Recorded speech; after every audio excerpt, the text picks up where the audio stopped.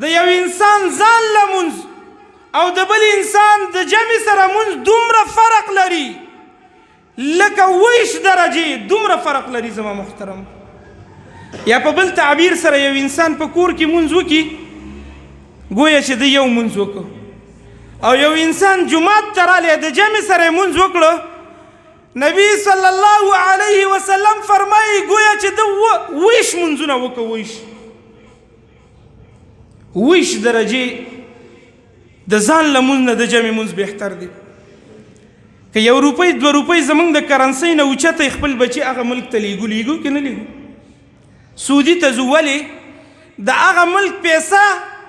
زمونږ د مل نه او یا 4 او یا 15 او یا اوچته ده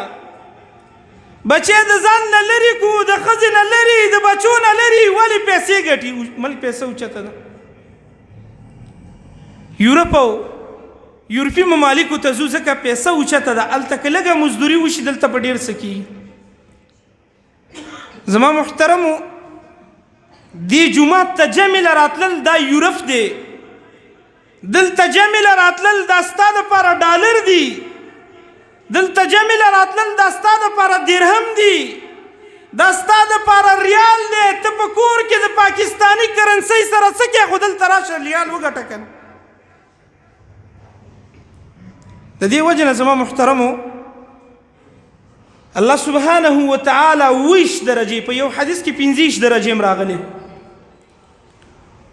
20 درجې د هغه انسان مونځ په ډبل حسابوي کوم انسان چې په جمع کې مونځ کوي. دا وړه خبره ده زما